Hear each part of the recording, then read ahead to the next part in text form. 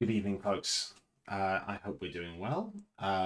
So this is the second charity stream I'm doing this week to raise money for Great Ormond Street Hospital, specifically their Oh My Gosh 2025 charity campaign.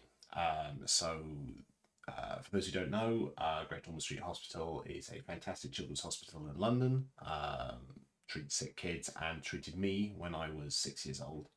Um, I was there for kidney failure, and I would not be here today if it weren't for Great Ormond Street Hospital. So I've taken this opportunity this week to do a number of streams. First one we did the other day, I want to say it was Tuesday, we played Alex Kidd in Miracle World, which was the first video game I ever played that I actually played on the children's ward at Great Ormond Street. And today we're doing something a little bit different. This will be the first of a couple of streams over the next couple of days because I definitely can't do this in one sitting because I will need to sleep at some point. But what we're going to do is we're going to do essentially a little bit of a story time thing. So I'm going to read you a novel. That's the plan, at least. I've talked about this before. My original plan was to read you Peter Pan, but the problem is the original Peter Pan text just has too many problematic bits with regards to its representation of Native American people, and even with some creative editing, it would still be a problem. So I decided instead to go on a similar pirate theme, and I'm going to read you Treasure Island, Robert Louis Stevenson's classic pirate adventure novel. Like I said, we're not doing this in one sitting because I think it'll take like 6 hours or something like that to read it. So we'll do a chunk of it tonight, and hopefully over the next couple of days in the evenings, we'll be able to carry on with that and see how we get on. And we'll see how my voice holds up. I'm hoping whenever I finish tonight, we're going to stop at a reasonable point, but we'll see how we get on. We'll see how we get on. So this should be interesting. I've never done something quite like this before, so we'll see how it goes. I could be doomed to failure, but I shall try. Before we get started, I'll just say this is all arranged via Tiltify, so you'll see up there the starting goal here. We've got for raising £100. We've got £30 from the first stream. If you would like to donate at any time, there is a QR code. Let's point the right way. It's there. No, come on. There we go. There we go. Over there, if you scan that, you can donate. It's nice and easy. Okie doke.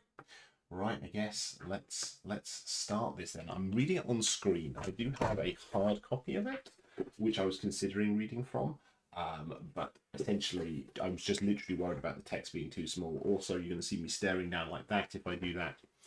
So I'm actually going to be reading it on screen. I may regret this choice. I may vary this for other streams. We shall see how we get on.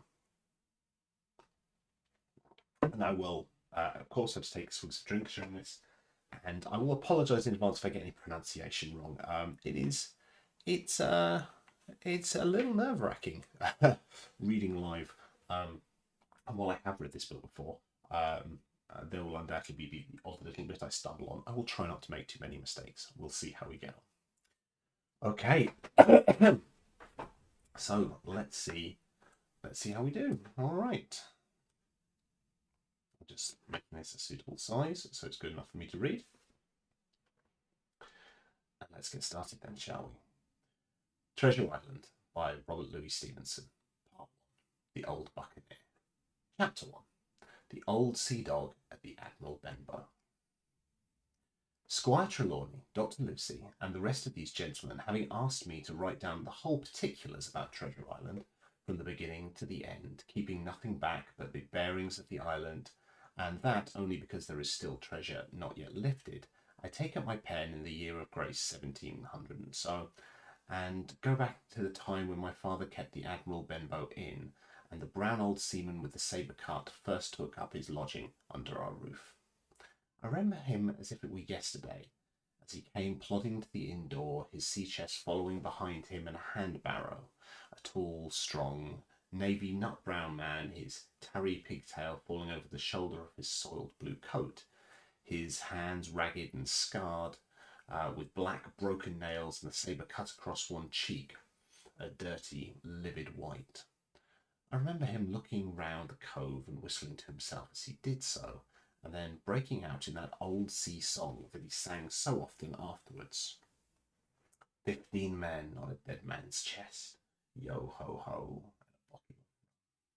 in the high old tottering voice that seemed to have tuned and broken at the capstan bars. Then he rapped on the door with a bit of stick like a handspike that he carried, and when my father appeared, called roughly for a glass of rum. This, when it was brought to him, he drank slowly, like a connoisseur, lingering on the taste and still looking about him at the cliffs and up our signboard. This is a handy cove, says he at length, and a pleasant situated grog shop. Much company, mate? My father told him no, very little company, the more was the pity. Well then, said he, this is berth for me. Here you, matey, he cried to the man who trundled the barrow. Bring up alongside and help up my chest. I'll stay here a bit, he continued. I'm a plain man, rum and bacon and eggs is what I want, and that head up there to watch ships off. What you might call me? You might call me captain. Oh, I see what you're at there. And he threw down 3 or 4 gold pieces on the threshold. You can tell me when I've worked through that, says he, looking at fierce as a commander. And indeed, bad as his clothes were and coarsely as he spoke, he had none of the appearance of a man who sailed before the mast, but seemed like a mate or skipper accustomed to be obeyed or to strike. The man who came with the barrow told us the mail had sent him down the morning before at the Royal George, that he had inquired what inns there were along the coast, and hearing ours well spoken of, I suppose, and described as lonely, had chosen it from the others for the place of residence, and that was all we could learn of our guest. He was a very silent man by custom. All day he hung round the cove or upon the cliffs with a brass telescope. All evening he sat in a corner of the parlour next to the fire and drunk rum and water very strong. Mostly he would not speak when spoken to, only look up sudden and fierce and blow through his nose like a foghorn, and we and the people who came about our house soon learned to let him be. Every day when he came back from his stroll he would ask if any seafaring man had gone by along the road. At first we thought it was the want of company of his own kind that made him ask this question, but at last we began to see he was desirous to avoid them.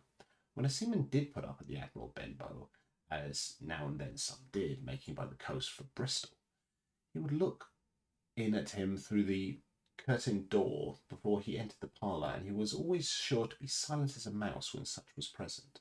For me, at least, there was no secret about the matter, for I was, in a way, a sharer in his alarms.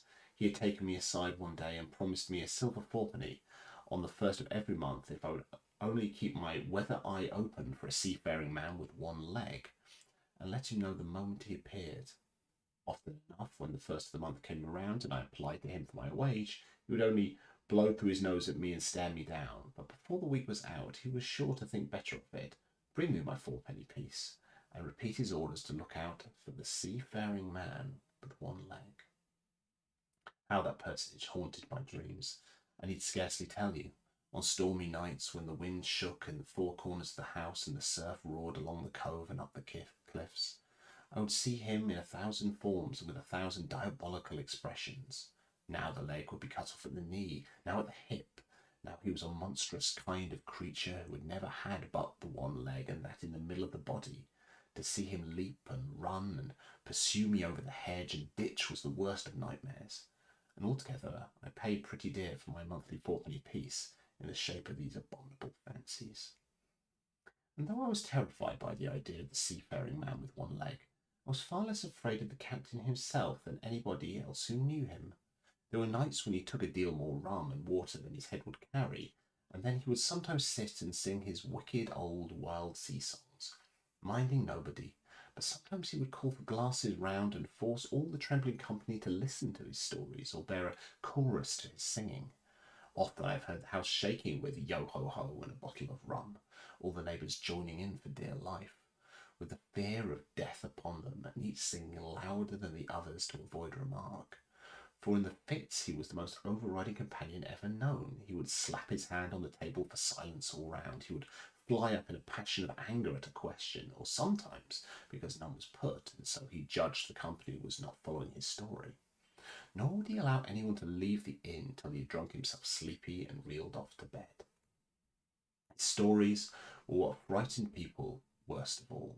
Dreadful stories they were, about hanging and walking the plank, and storms at sea, and the dry Tortugas, and wild deeds, and places on the Spanish Main. By his own account, he must have lived his life among some of the wickedest men that God had ever allowed upon the sea, and the language in which he told these stories shocked our plain country people almost as much as the crimes that he described. My father was always saying the inn would be ruined, for people would soon cease coming to be tyrannized over and put down and sent shivering into their beds. But I really believe his presence did us good. People were frightened at the time, but on looking back, they rather liked it. And it was a fine excitement in the quiet country life, and there was even a party of the younger men who pretended to admire him, calling him a true sea dog and a real old salt, and such like names, and saying that there was a sort of man that made England terrible at sea. In one way, indeed, he bade fair to ruin us, for he kept on staying week after week, and at last month after month, so that all the money that had been long exhausted, and still my father never plucked up the heart to insist on having more. If ever he mentioned it, the captain blew through his nose so loudly that you might say he roared, and stared my poor father out of the room. I've seen him wringing his hands after such a rebuff, and I am sure the annoyance and the terror he lived it must have greatly hastened his early and happy death. All the time he lived with us, the captain made no change whatever in his dress, but to buy some stockings from a hawker. One of the cocks of his hat having fallen down, he let it hang from that day forth, though it was great annoyance when it blew. I remember the appearance of his coat, which he patched himself upstairs in his room, and which, before the end, was nothing but patches. He never wrote or received a letter, and he never spoke with any but the neighbours, and with these for the most part only when drunk on rum. The great sea chest none of us had ever seen open. He was only once crossed, and that was towards the end, when my poor father was far gone in a decline that took him off.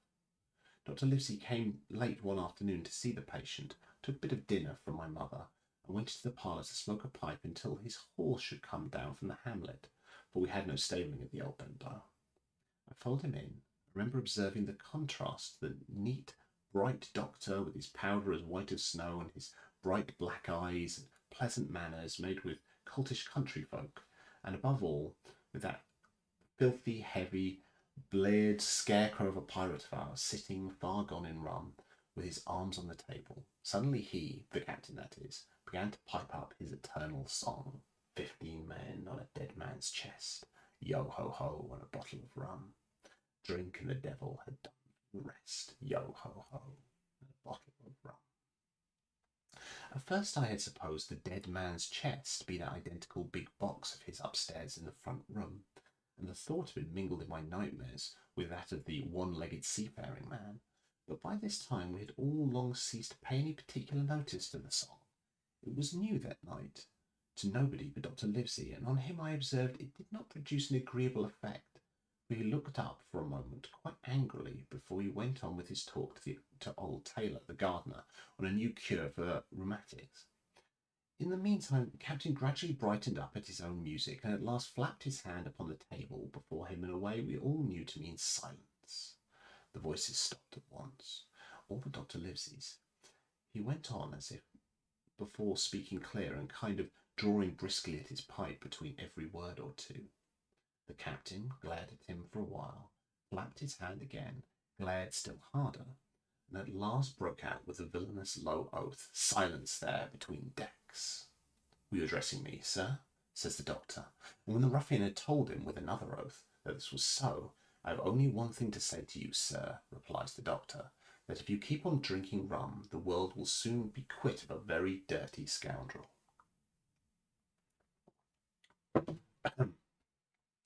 The old fellow's fury was awful. He sprang to his feet, drew and opened a sailor's clasp knife, and balancing it upon the palm of his hand, threatened to pin the doctor to the wall. The doctor never so much as moved. He spoke to him as before, over his shoulder, in the same tone of voice, rather high, so that all the room might hear, but perfectly calm and steady. If you do not put that knife this instant in your pocket, I promise, upon my honour, you shall hang at the necessities. Then followed a battle of looks between them, and the captain soon knuckled under, put up his weapon, and resumed his seat, grumbling like a beaten dog. And now, sir, continued the doctor, since I now know there's such a fellow in my district, you may count I'll have an eye upon you day and night. I'm not a doctor only, I'm a magistrate, and if you catch a breath of complaint against you, it's only for a piece of incivility like tonight's. I'll take effectual means to have you hunted down and routed out of this. Let that suffice. Soon after, Dr. Livesey's horse came to the door, and he rode away, but the captain held his peace that evening, and for many evenings to come.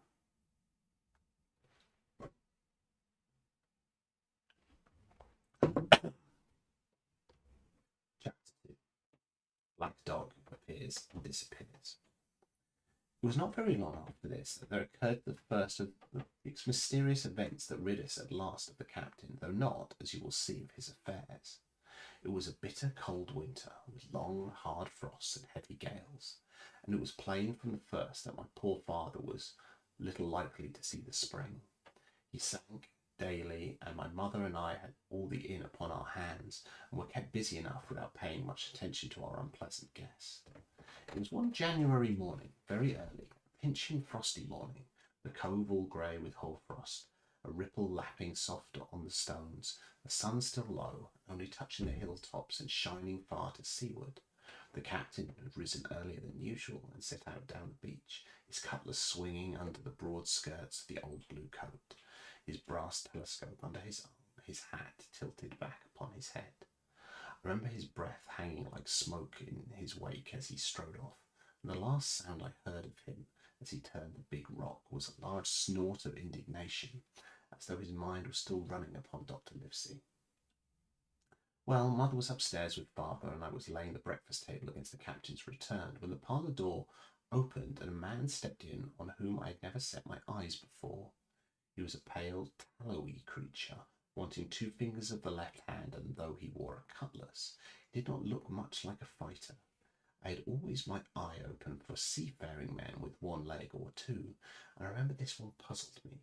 He was not sailorly, and yet hit the smack of the sea about him too. I asked him what was his service, but he said he would take rum, but as I was going out of the room to fetch it, he sat down upon the table and motioned me to draw near. I paused where I was, with my napkin in my hand. "Come here, sonny," says he. "Come nearer here." I took a step nearer. "Is this here table for my mate Bill?" he asked with a kind of leer. I told him I did not know his mate Bill, and this was for a person who stayed in our house, whom we called the captain. "Well," said he, "my mate Bill would be called the captain, as like as not.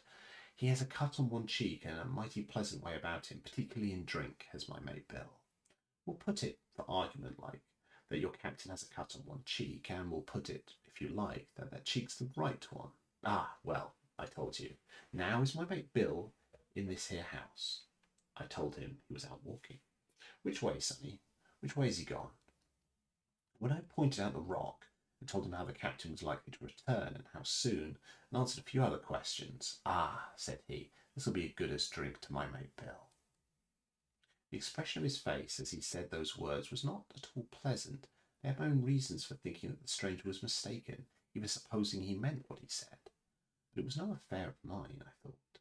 And besides, it was difficult to know what to do. The stranger kept hanging about just inside the inn door, peering round the corner like a cat waiting for a mouse. Once I stepped out myself into the road, but he immediately called me back, and as I did not obey quick enough for his fancy, a most horrible change came about his tallowy face. He ordered me with an oath that made me jump. As soon as I was back again, he returned to his former manner, half fawning, half sneering, patted me on the shoulder, told me I was a good boy, and he had taken quite a fancy to me. "I have a son of my own," said he, "and as 2 blocks, and he's all pride of my heart. But the great thing for boys is discipline, sonny, discipline. Now, if you had sailed along with Bill, you wouldn't have stood there to be spoke to twice, not you. That was never Bill's way, nor the way of sich as sailed with him. And here, sure enough, is my mate Bill with a spyglass under his arm, bless his old heart, to be sure. You and me'll just go back into the parlour, sonny, and get behind the door. We'll give Bill a little surprise, bless his heart, I say again." So saying, the stranger backed along with me into the parlour and put me behind him in the corner, so that we were both hidden by the open door. I was very uneasy and alarmed, as you may fancy, and it rather added to my fears to observe that the stranger was certainly frightened himself. He cleared the hilt of his cutlass and loosened the blade in its sheath, and all the time we were waiting there, he kept swallowing as if he felt we were used to call a lump in the throat. At last in strode the captain, slammed the door behind him, without looking to the right or left, and marched straight across the room to where his breakfast awaited him. "Bill," said the stranger in a voice that I thought he had tried to make bold and big. The captain spun round his heel and fronted us. All the brown had gone from his face, and even his nose was blue. He had the look of the man who sees a ghost, or the evil one, or something worse, if anything can be, and upon my word, I felt sorry to see him in a moment turn so old and sick. "Come, Bill, you know me. You know an old shipmate, Bill, surely," said the stranger. The captain made a sort of gasp. "Black Dog," he said. "And who else?" returned the other, getting more at ease. "Black Dog as ever was, come for to see his old shipmate Billy at the Admiral Benbow Inn. Ah, Bill, Bill, we've seen a sight of times, us two, since I lost them 2 talons," holding up his mutilated hand.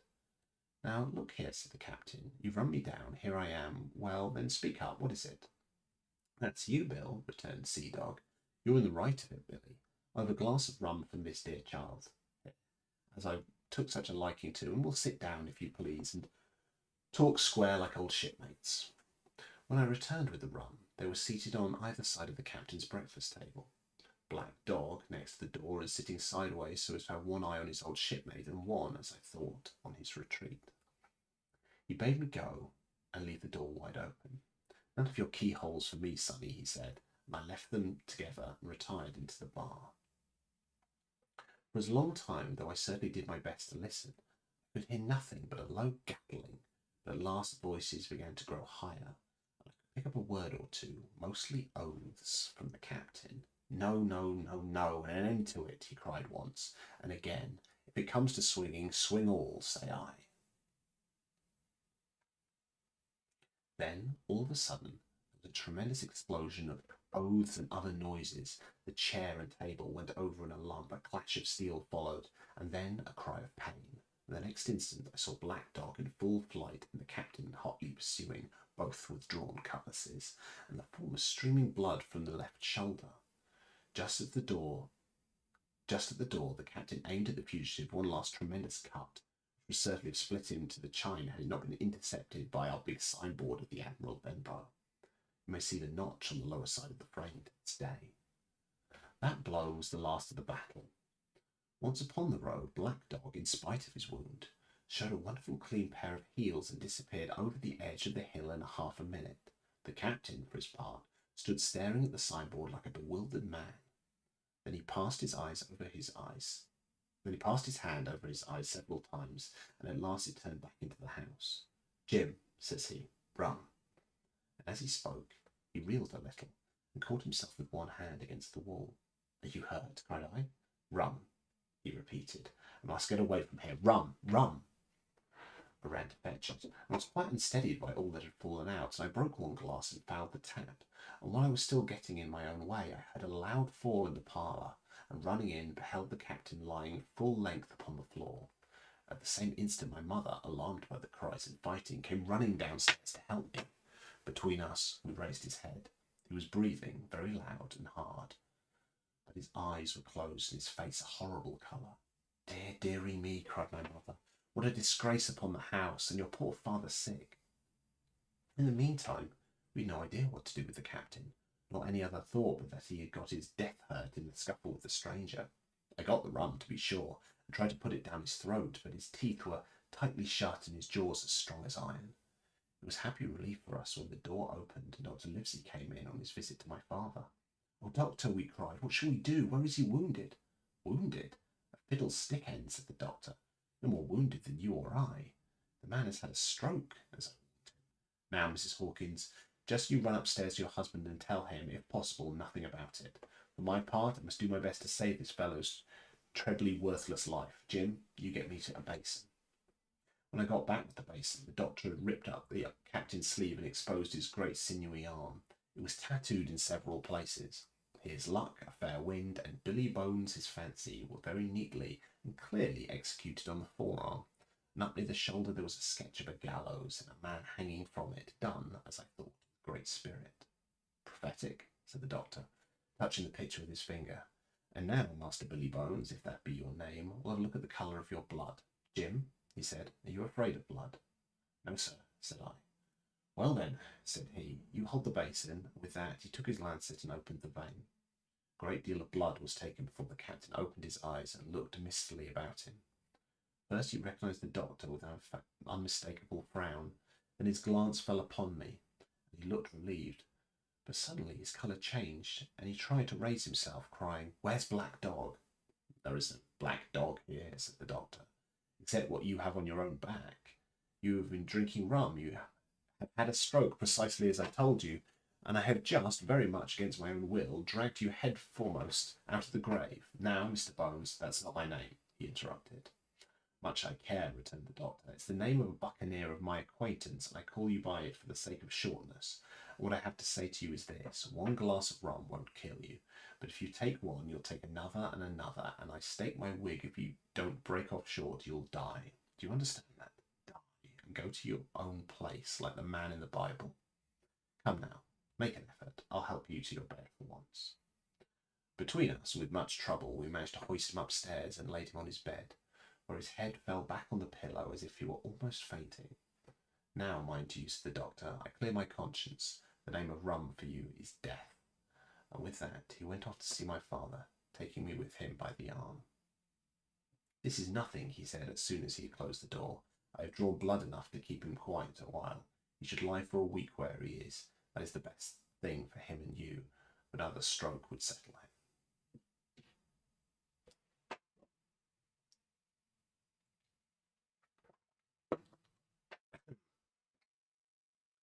Chapter 3. The Black Spot. About noon, I stopped at the captain's door with some cooling drinks and medicines. He was lying very much as we had left him, only a little higher, and he seemed both weak and excited. Jim, he said, you're the only one here that's worth anything, and you know I've always been good to you. Never a month, but I've given you a silver fourpenny for yourself. And now you see, mate, I'm pretty low and deserted by all. And Jim, you'll bring me 1 noggin of rum now, won't you, matey? The doctor, I began, but he broke in cursing the doctor in a feeble voice, but heartily. Doctors is all swabs, he said, and that doctor there, why, what do you know about seafaring men? I've been in places hot as pitch, and mates dropping round with yellow jack, and the blessed land heaving like the sea with earthquakes. What does the doctor know of lands like that? I lived on rum, I tell you. It's been meat and drink and man and wife to me, and if I'm not to have my rum now, I'm a poor old husk on a lee shore. My blood'll be on you, Jim, and that doctor's swab. And he ran on again for a while with curses. Look, Jim, how my fingers fidgets, he continued in a pleading tone. I can't keep them still, not I. I haven't had a drop this blessed day. That doctor's a fool, I tell you. If I don't have a dram of rum, Jim, I'll have the horrors. I've seen 'em on already. I've seen old Flint in the corner behind you as plain as print. I've seen him. And if I get the horrors, I'm a man that has lived rough. I'll raise Cairn. Your doctor himself said 1 glass wouldn't hurt me. I'll give you a golden guinea for a noggin, Jim. He was growing more and more excited, and this alarmed me for my father, who was very low that day and needed quiet. Besides, I was reassured by the doctor's words, now quoted to me, and rather offended by the offer of a bribe. I want none of your money, said I, but what you owe my father, I'll get you 1 glass and no more. When I brought it to him, he seized it greedily and drank it out. Aye, aye, said he, that's some better, sure enough. And now, matey, did that doctor say how long I was to lie here in this old berth? A week at least, said I. Thunder, he cried. A week? I can't do that. There's the black spot on me by then. The lubbers is going to get wind of me this blessed moment. Lubbers as couldn't keep what they've got and want to nail what is another's. Is that seamanly behaviour now? I want to know. But I'm a saving soul. I never wasted good money of mine, nor lost it neither. And I'll trick 'em again. I'm not afraid on 'em. I'll shake out another reef, matey, and daddle 'em again. As he was speaking, he had risen from his bed, with great difficulty holding my shoulder with a grip that almost made me cry out, and moving his legs like so much dead weight. His words, spirited as they were in meaning, contrasted sadly with the weakness of my voice in which they were uttered. He paused when he got into a sitting position on the edge. That doctor's done me. he murmured. My ears is singing. Lay me back. Before I could do much to help him, he had fallen back again in his former place, where he lay for a while silent. Jim, he said at length, you saw that seafaring man today? Black Dog? I asked. Ah, Black Dog, says he. He's a man. But there's worse than put him on. Now, if I can't get away know how, they'll tip me the black spot, mind you. It's my old sea chest they're after. You get on a horse. You can, can't you?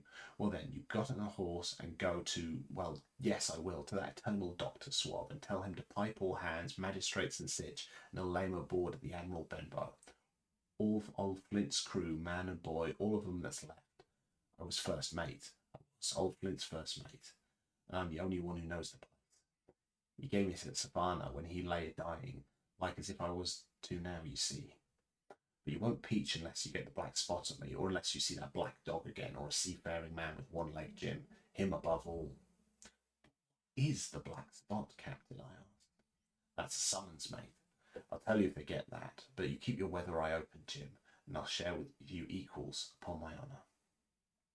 He wondered a little longer, his voice growing weaker, but soon after I'd given him his medicine, which he took like a child, with the remark, if ever a seaman wanted drugs, it's me, he fell at last into a heavy, swoon-like sleep, in which I left him. What I should have done had all gone well, I do not know.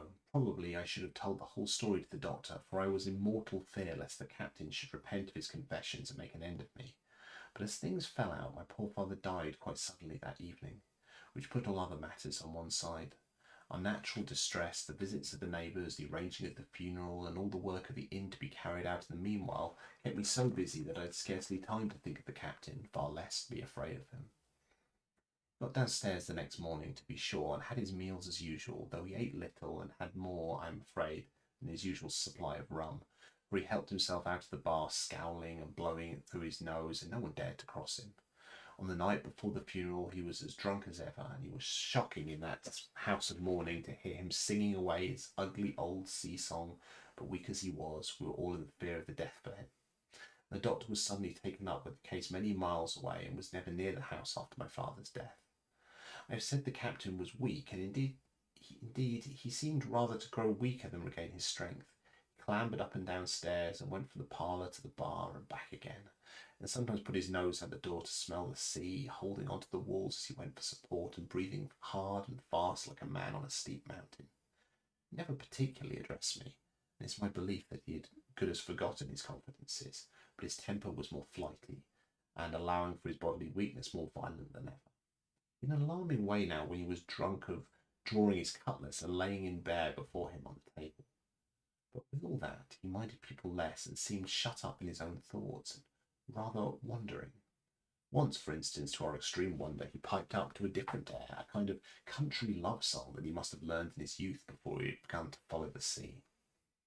Soon things passed until the day after the funeral, and about 3 o'clock of a bitter, foggy, frosty afternoon, I was standing at the door for a moment, full of sad thoughts about my father, when I saw someone drawing slowly nearly along the road.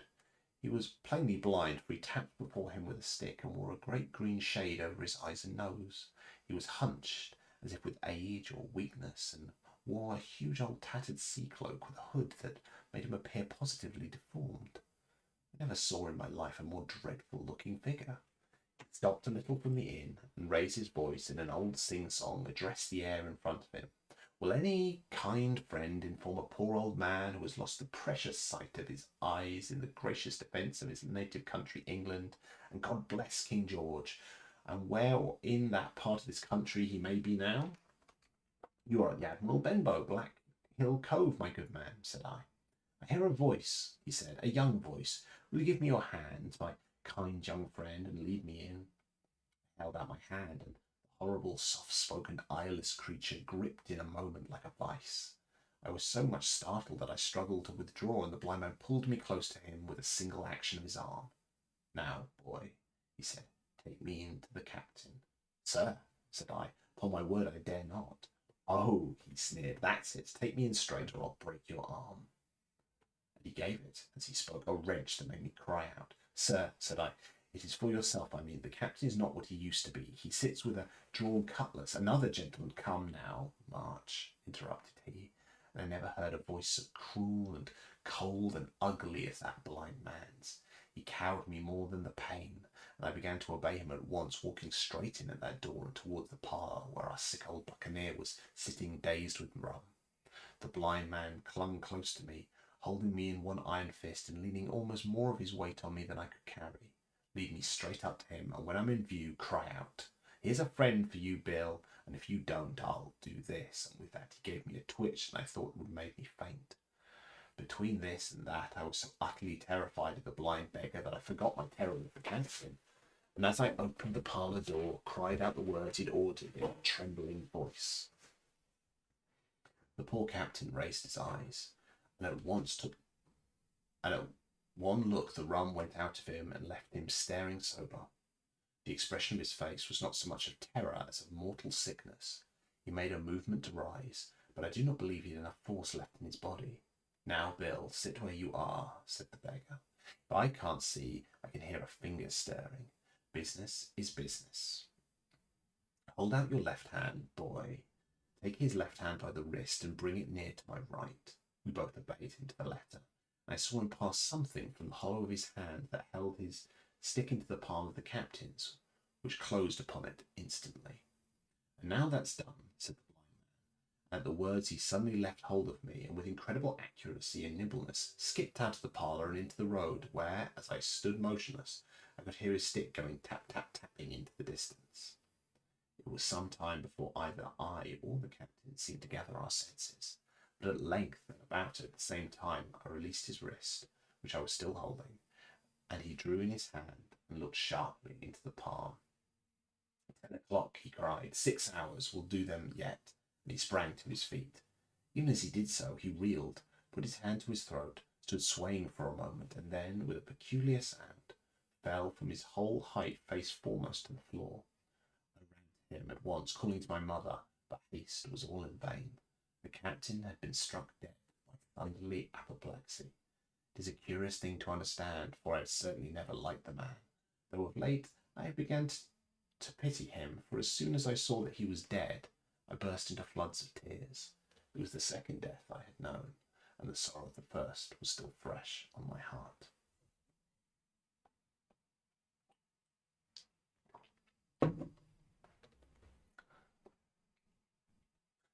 Chapter 4. Chapter 4. The Sea Chest. I lost no time, of course, in telling my mother all that I knew, and perhaps should have told her long before, and we saw ourselves at once in a difficult and dangerous position. Some of the man's money, if he had any, was certainly due to us, but it was not likely that our captain's shipmates, above all the 2 specimens seen by me, Black Dog and the blind beggar, would be inclined to give up their booty in payment of the dead man's debts. The captain's order to mount at once and ride for Dr. Livesey would have left my mother alone and unprotected. It was not to be thought of. Indeed, it seemed impossible for either of us to remain much longer in the house. The fall of coals in the kitchen grate and the very ticking of the clock filled us with alarm. The neighbourhood, to our ears, seemed haunted by approaching footsteps, and what between the dead body of the captain on the parlour floor and the thought of that detestable blind beggar hovering near at hand and ready to return, there were moments when, as the saying goes, I jumped in my skin for terror. Something must speedily be resolved upon, and it occurred to us at last to go forth together and seek help in the neighbouring hamlet. No sooner said than done. Bareheaded as we were, we ran out at once in the gathering evening and the frosty fog. The hamlet lay not many hundred yards away, though out of view on the other side of the next cove, and what greatly encouraged me, it was in the opposite direction from whence the blind man had made his appearance and whither he presumably returned. We were not many minutes on the road, though we sometimes stopped to lay hold of each other and hearken, and there was no unusual sound, nothing but the low wash of the ripple and the croaking of the inmates of the wood. It was already candlelight when we reached the hamlet, and I shall never forget how much I was cheered to see the yellow shine in doors and windows, but that, as it proved, was the best of help we were likely to get in that quarter, for you would have thought men would have been ashamed of themselves. No soul would consent to return with us to the Admiral Benbow. The more we told of our troubles, the more man, woman, and child, they clung to the shelter of their houses. The name of Captain Flint, though it was strange to me, was well enough known to some there and carried a great weight of terror. Some of the men who had been to field work on the far side of the Admiral Benbow remembered, besides, to have had several strangers on the road and taking them to be smugglers to have bolted away, and one at least had seen a little lugger in what we call Kit's Hole. For that matter, anyone who was a comrade of the captain was enough to frighten them to death, and the short and the long of the matter was, while we could get several who were willing enough to ride to Dr. Livesey's, which lay in another direction, not one of them would help us defend the inn. They say cowardice is infectious, but then argument is, on the other hand, a great emboldener. And so when each had said his say, my mother made them a speech. She would not, she declared, lose money that belonged to her fatherless boy. If none of you rest of you dare, she said, Jim and I dare. Back we will go, and the way we came, and small thanks to you big, hulking, chicken-hearted men. We'll have that chest open if we die for it. And I'll thank you for that, Mrs. Crossley, to bring back our lawful money in. Of course, I said I would go with my mother, and of course we all cried out in our foolishness, but even then not a man would go along with us. All they would do was to give me a loaded pistol lest we were attacked, and to promise to have horses ready saddled in case we were pursued on our return, while one lad was to ride forward to the doctors in search of armed assistance. My heart was beating finely when we two set forth in the cold night upon this dangerous venture. A full moon was beginning to rise and peered readily through the upper edges of the fog, and this increased our haste, for it was plain, before we came forth again, that all would be as bright as day and our departure exposed to the eyes of the watchers. We slipped along the hedges, noiseless and swift, nor did we see or hear anything to increase our terrors, till, to our relief, the door of the Admiral Benbow had closed behind us. I slipped the bolt at once, and we stood and panted for a moment in the dark, alone in the house with the dead captain's body. Then my mother got a candle in the bar, and holding each other's hand, we advanced into the parlour. He lay, as we had left him, on his back, with the eyes open and one arm stretched out. Draw down the blind, Jim, whispered my mother. That might come and watch outside, and now, she said when I had gone to do so, we have to get that key off that, and who's to touch it, I should like to know. And she gave a kind of sob as she said the words. I went down on my knees at once. On the floor, close to his hand, there was a little round of paper, blackened on the one side. I could not doubt that this was the black spot. And taking it up, I found written on the other side, in a very good, clear hand, this short message. You have till 10 tonight. He had till 10, mother, said I, and just as I thought it, our old clock began striking. This sudden noise startled us shockingly, but the news was good, for it was only 6. Now, Jim, she said, that key. I felt in his pockets, one after another, a few small coins, a thimble, and some thread and big needles, a big piece of pigtail tobacco bitten away at the end, his gully with the crooked handle, a pocket compass, and a tinderbox were all they contained, and I began to despair. Perhaps he's round his neck, suggested my mother. Overcoming a strong repugnance, I tore open his shirt at the neck, and then, sure enough, hanging to a bit of tarry string, which I cut with my own gully, we found the key. At this triumph we were filled with hope, and hurried upstairs without delay to the little room where he had slept so long, and where his box had stood since the day of his arrival. It was like any other seaman's chest on the outside, the initial B burned on the top of it with a hot iron, and the corners somewhat smashed and broken as if by long, rough usage. Give me the key, said my mother, and though the lock was very stiff, she had it turned and thrown back the lid in a twinkling. A strong smell of tobacco and tar rose from the interior, but nothing was to be seen on the top except a suit of very good clothes, carefully brushed and folded. They had never been worn, my mother said.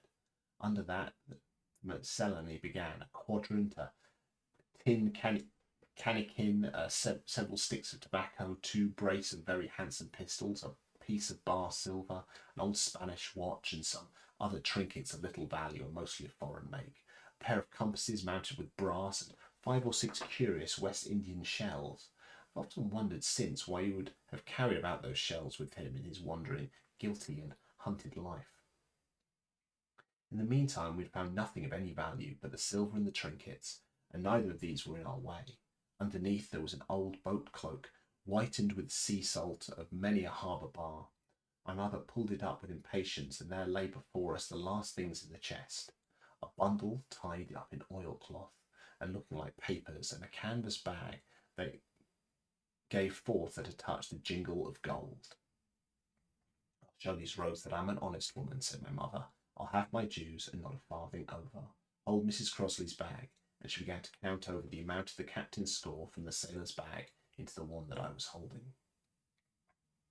It was a long, difficult process, for the coins were of all countries and sizes, doubloons and louis d'ors and guineas and pieces of eight, and I know what besides, all shaken together at random. The guineas, too, were about the scarcest, and it was with these only that my mother knew how to make her count.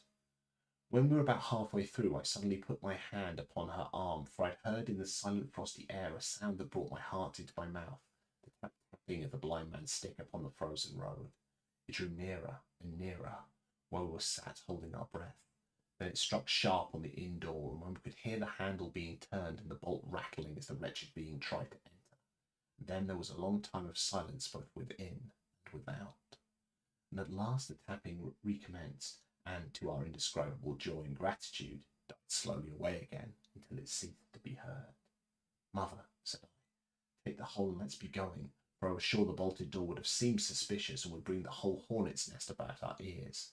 Though how thankful I was that I had bolted it, none could tell who had never met that terrible blind man. My mother, frightened as she was, would not consent to take a fraction more than was due her, and she obstinately unwilling to be content with less. It was not yet 7, she said, by a long way. She knew her rights, and she would have them, and she was still arguing with me when a little low whistle sounded a good way off upon the hill, and that was enough, and more than enough for both of us. "I'll take what I have," she said, jumping to her feet. "And I'll take this to square the count," said I, picking up the oilskin packet. Next moment we were both groping downstairs, leaving the candle by the empty chest, and next we had opened the door and were in full retreat. We had not started a moment too soon. The fog was rapidly dispersing. Already the moon shone quite high upon the high ground on either side, and it was only in the exact bottom of the dell and round the tavern door that a thin veil still hung unbroken to conceal the first steps of our escape. Far less than halfway to the hamlet, very little beyond the bottom of the hill, we must come forth into the moonlight. Nor was this all. The sound of several footsteps running came already to our ears, and we looked back in their direction. A light tossing to and fro, still rapidly advancing, showed that one of the newcomers carried a lantern. "My dear," said my mother suddenly, "take the money and run. I'm going to faint." This was certainly the end for both of us, I thought. How I cursed the cowardice of the neighbours, how I blamed my poor mother for her honesty and her greed, for her past foolishness and present weakness. We were just at that little bridge by good fortune, and I helped her, tottering as she was, to the edge of the bank, where, sure enough, she gave a sigh and fell on my shoulder. I do not know how I found the strength to do it at all, and I am afraid it was roughly done, but I managed to drag her down the bank and a little way under the arch. Farther I could not move her, for the bridge was too low to let me do more than crawl below it. So there we had to stay, my mother almost entirely exposed and both of us within earshot of the inn.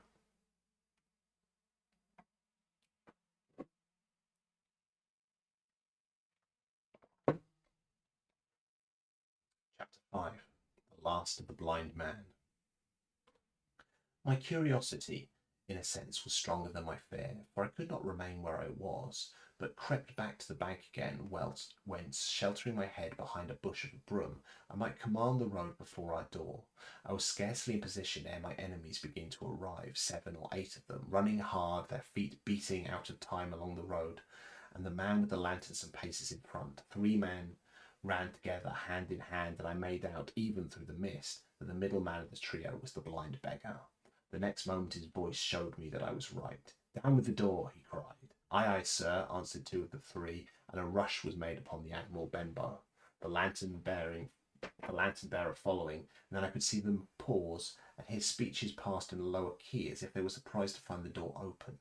But the pause was brief, for the blind man again issued his commands. His voice sounded louder and higher, as if it were afire with eagerness and rage. "In, in," he shouted, and cursed them for the delay.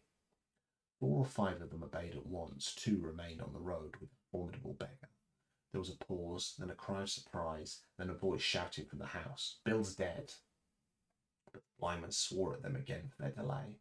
"Search him, some of you shirking lubbers, and the rest of you aloft and get the chest," he cried. I could hear their feet rattling up our old stairs, so that the house must have shook with it. Promptly afterwards, fresh sounds of astonishment arose. The window of the captain's room was thrown open with a slam and a jingle of broken glass, and a man leaned out into the moonlight, head and shoulders, and addressed the blind beggar on the road below him. "Pew!" he cried. "They've been before us. Someone's turned the chest out, allowing aloft." "Is it there?" roared Pew. "The money's there." The blind man cursed the money. "Flint's fist, I mean," he cried. "We don't see it here nohow," returned the man. "Here, you below there, is it on Bill?" cried the blind man again. At that, another fellow, probably him who remained below to search the captain's body, came to the door of the inn. "Bill's been overhauled already," said he. "Nothing's left." "It's these people of the inn, it's that boy. I wish I'd put his eyes out," cried the blind man. Pew. There were no time ago. They had left the door bolted when I tried it. "Scatter, lads, and find them." "Sure enough, they left their glim here," said the fellow from the window. "Scatter and fan them, wrap the house out," reiterated Pew, striking with his stick upon the road. Then there followed a great to-do through all of our old inn. Heavy feet pounding to and fro, furniture thrown over, doors kicked in until the very rocks re-echoed, and the men came out again, one after another, on the road and declared that they were nowhere to be found, and just the same whistle that they had alarmed my mother and myself over the dead captain's money was once again clearly audible through the night. But this time twice repeated. I thought it to be the blind man's trumpet, so to speak, summoning his crew to the assault. But I now find that it was a signal from the hillside towards the hamlet, and from its effect upon the buccaneers, a signal to warn them of approaching danger. "There's Dirk again," said one. "Twice. We'll have our bulge, mates." "Budge, you skulk," cried Pew. "Dirk was a fool and a coward from the fist. You wouldn't mind him. They must be close by. They can't be far. You have your hands on it. Scatter and look for them, dogs." "Oh, shiver my soul," he cried, "if I had eyes." This appeal seemed to produce some effect, for two of the fellows began to look here and there among the lumber almost half-heartedly, I thought, and with half an eye to their own danger all the time, while the rest stood irresolute at the road. "You have your hands on thousands, you fools, and you hang a leg. You'd be as rich as kings if you could find it, and you know it's here, and you stand there skulking. There wasn't one of you dead-faced Bill, and I did it, a blind man. And I'm to lose my chance for you? I'm to be a poor, crawling beggar sponging for rum, when I might be rolling in a coach. If you had a pluck of a weevil in a biscuit, you would catch them still." "Hang it, Pew, we've got our doubloons," grumbled one. "They might have hid the blessed thing," said another. "Take the Georges, Pew, and don't stand here squalling." Squalling was the word for it. Pew's anger rose so high at these objections that at last, his passion completely taking the upper hand, he struck at them right and left in his blindness, and his stick sounded heavily on more than one. These, in their turn, cursed back at the blind miscreant, threatened him in horrid terms, and tried in vain to catch the stick and wrest it from his grasp. The quarrel was the saving of us, for while I was still raging, another sound upon the top of the hill on the side of the hamlet, a tramp of horses galloping, almost the same as the pistol shot. Flash and report came from the hedge side, and there was plainly the last signal of danger, for the buccaneers turned and once and ran, separating in every direction, one seaward along the cove, one slant across the hill, and so on, so that in half a minute not a sign of them remained but Pew. Him they had deserted, whether in sheer panic or out of revenge for his ill words and blows I know not, but there he remained behind, tapping up and down the road in a frenzy, and groping and calling for his comrades. Finally he took a wrong turn and ran a few steps past me towards the hamlet, crying, "Johnny, Black Dog, Dirk," and other names. "You won't leave old Pew, mates, not old Pew." Just then the noise of horses topped the rise, and 4 or 5 riders came in sight in the moonlight, and swept at full gallop down the slope. At this Pew saw his error, turned with a scream, and ran straight for the ditch, into which he rolled. But he was on his feet again in a second, and made another dash, now utterly bewildered, right under the nearest of the coming horses. The rider tried to save him, but in vain. Down went Pew with a cry that rang high into the night, and the 4 hoofs trampled and spurred him and passed by. He fell on his side, then gently collapsed upon his face, and moved no more.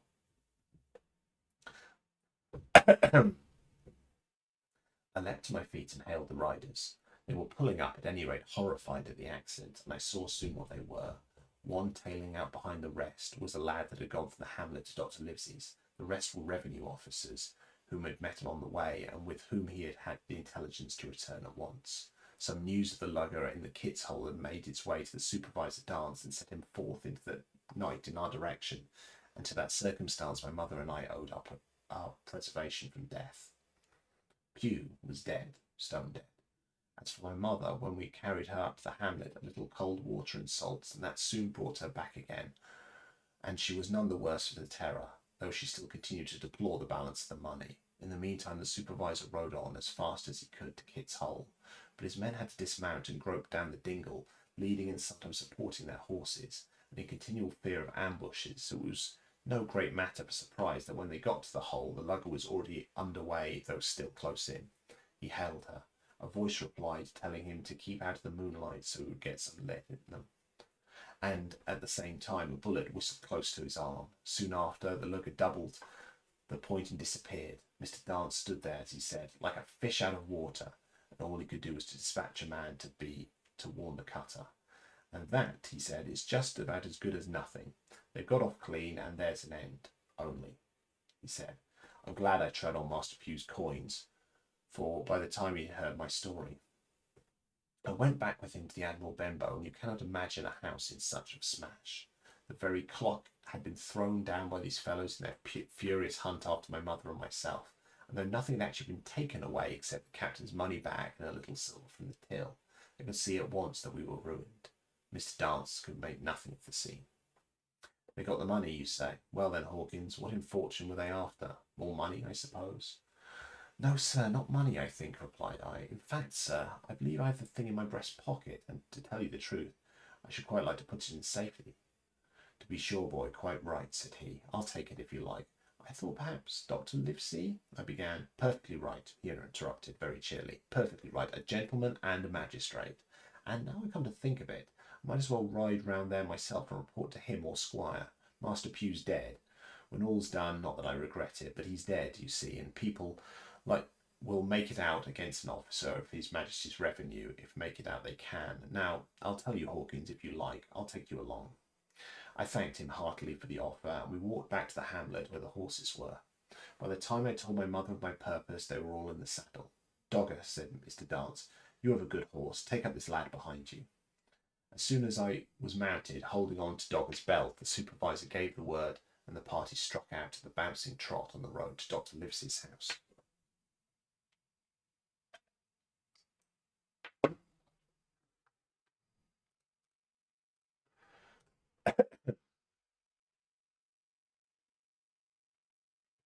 Chapter 6. The Captain's Papers. We rode hard all the way till we drew up before Dr. Livesey's door. The house was all dark to the front. Mr. Dance told me to jump down and knock, and Dogger gave me a stirrup to descend by. The door was opened almost at once by the maid. Is Dr. Livesey in? I asked. No, she said. He had come home in the afternoon and gone up to the hall to dine and pass the evening with the squire. So, there we go, boys, said Mr. Dance. This time, as the distance was short, I did not mount, but ran with Dogger's stirrup leather to the lodge gates and up the long, leafless, moonlit avenue to where the white line of the hall buildings looked on either hand of the great old gardens. Here Mr. Dance dismounted, and took me along with him, was admitted at a word into the house. The servant led us down a matted passage and showed us up to the end of the great library, all lined with bookcases and busts upon the top of them, where the squire and Dr. Livesey sat, pipe in hand, on either side of a bright fire. I had never seen the squire so near at hand. He was a tall man, over 6 feet high, and broad in proportion. He had a rough and ready face, all roughened and reddened and lined in his long travels. His eyebrows were very black and moved readily, and this gave him a look of some temper, not bad, you would say, but quick and high. Come in, Mr. Dance, says he, very stately and condescending. Good evening, Dance, says the doctor with a nod, and good evening to you, friend Jim. What good wind brings you here? The supervisor stood up straight and stiff and told his story like a lesson, and you should have seen how the two gentlemen leaned forward and looked at each other and forgot to smoke in their surprise and interest. When they heard how my mother went back to the inn, Dr. Livesey fairly slapped his thigh, and the squire cried, "Bravo!" and broke his long pipe against the grate. long before it was done, Mr. Trelawney, that you will remember was the squire's name, had got up from his seat and was striding about the room, and the doctor, as if to hear the better, had taken off his powdered wig and sat there looking very strange indeed, with his own close-cropped black poll. At last Mr. Dance finished the story. "Mr. Dance," said the squire, "you are a very noble fellow. As for riding down that black, atrocious miscreant, I regard it as an act of virtue, sir, like stamping on a cockroach. This lad Hawkins is a trump. I perceive. Hawkins, will you ring the bell? Mr. Dance must have some ale." "And so, Jim," said the doctor, "you have the thing they were after, have you?" "Here it is, sir," said I, and gave him the oilskin packet. The doctor looked it all over as if his fingers were itching to open it, but instead of doing that, put it quietly in the pocket of his coat. "Squire," said he, "when Dance has had his ale, he must of course be off his Majesty's service, but I mean to keep Jim Hawkins here to sleep at my house, and with your permission, I propose we have up a cold pie and let him sup." "As you will, Livesey," said the squire. "Hawkins has earned better than cold pie." So a big pigeon pie was brought in and put on a side table, and I made a hearty supper, for I was as hungry as a hawk, while Mr. Dance was further complimented and at last dismissed. "And now, squire," said the doctor. "And now, Livesey," said the squire in the same breath. One at a time," laughed Livesey. "You have heard of this Flint, I suppose?" "Heard of him?" cried the squire. "Heard of him, you say? He was the bloodthirstiest buccaneer that sailed. Blackbeard was a child to Flint. The Spaniards were so prodigiously afraid of him, I tell you, sir. I was sometimes proud he was an Englishman. I've seen his top sails with these eyes off Trinidad, and the cowardly son of a rum puncheon that I sailed with put back, sir, into the port of Spain." "Well, I've heard of him myself in England," said the doctor, "but the point is, had he money?" "Money!" cried the squire. "Have you heard the story? What were these villains after but money? What do they care for money? But they would risk their rascal carcasses, but money?" "That we shall soon know," replied the doctor, "but you are so confoundedly hot-headed and exclamatory that I cannot get a word in. What I want to know is this. Supposing that I have here in my pocket some clue to where Flint buried his treasure, will that treasure amount to much?" "Amount, sir," cried the squire. "It will amount to this. If with the clue you talk about, I fit out a ship in Bristol dock and take you and Hawkins along here, I'll have the treasure if I search a year."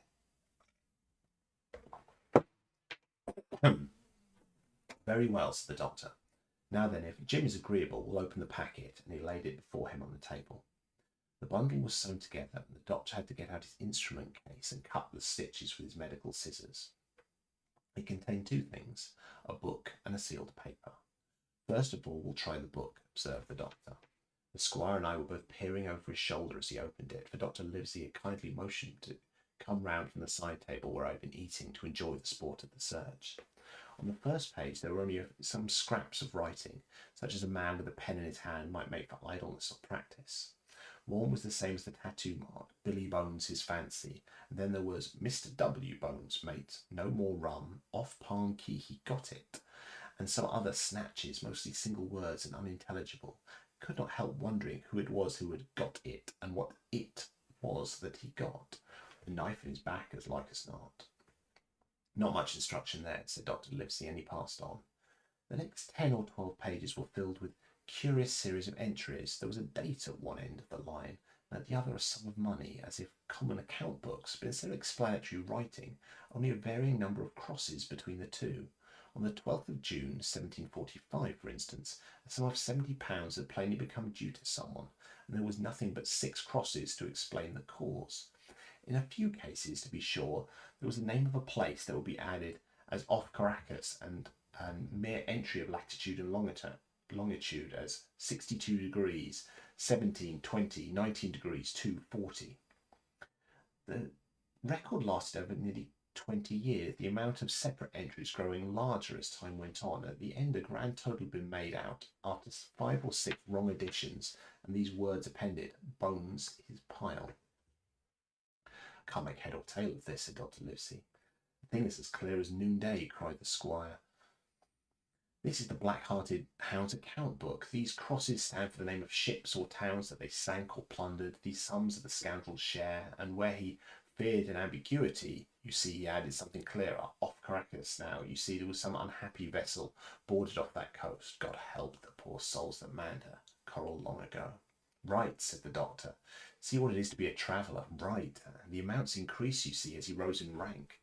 There was little else in the volume but a few bearings of places noted in the black leaves towards the end, and a table for reducing French, English, and Spanish moneys to a common value. Thrifty men, cried the doctor. He wasn't one to be cheated. And now, said the squire, for the other.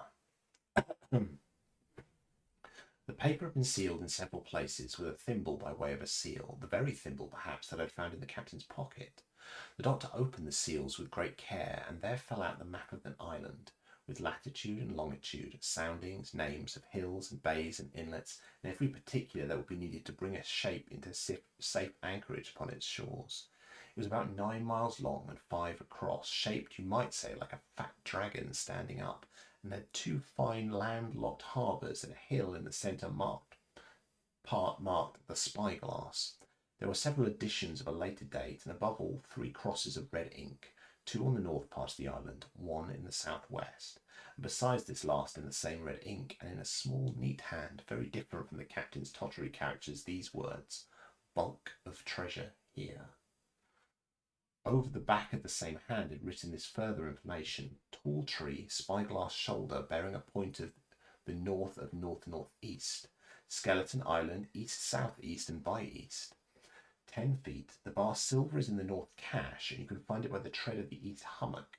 10 fathoms south of the black crag with the face on it.